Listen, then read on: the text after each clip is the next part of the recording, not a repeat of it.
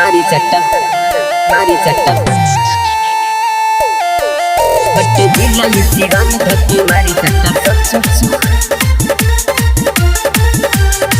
होगी recording studio Gopalganj. मारी चट्टा करो तारे चोना चौकी के कोना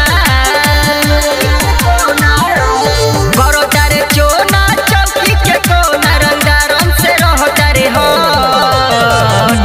अरे सट जोना हट जिला सिवान धक्के मारी चट्टा सटे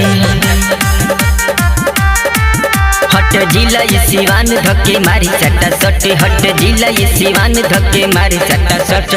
करो तारे चोना चौकी के कोना करो तारे चोना चौकी के कोना रंगारम से रहो तारे हो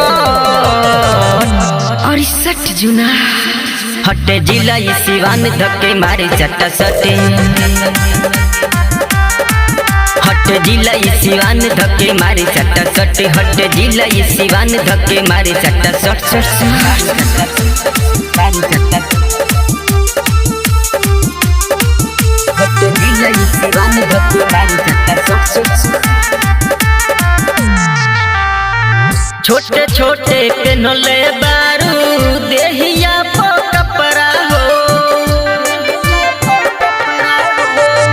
मारदम गोली केहू न बोली कर जानी लफरा हो ढेर बैलू न खरा तू कर हो बस जगू रंगदारन से गोरिया हो फंस ढेर बोलो पुत तोहरा के ढेर बोलो पुत तोहरा के गोली मारे फटफो अरे अभी से सुधर जा हट जिला सिवान धक्के मारे चट्टा सटे हट जिला सिवान धक्के मारे चट्टा सटे हट जिला सिवान धक्के मारे चट्टा सट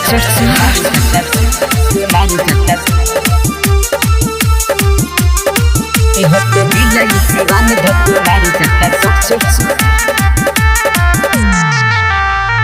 पवन कहे मुन्नाओ कहे भइलु दीवाना एने ओने छुअतानी कर जानी माना चुसे द जवानिया के लागल बाटे यास छोड़ब नहीं तुहरा के होई बदमाश काहे रहो तर दूरे काहे रहो तर दूरे रंजन बाबू में आके अरे सट जना हट जिला सिवान धक्के मारे चट्टा सटे हट जिला सिवान धक्के मारे चट्टा सटे हट जिला सिवान धक्के मारे चट्टा सट अरे सट जना।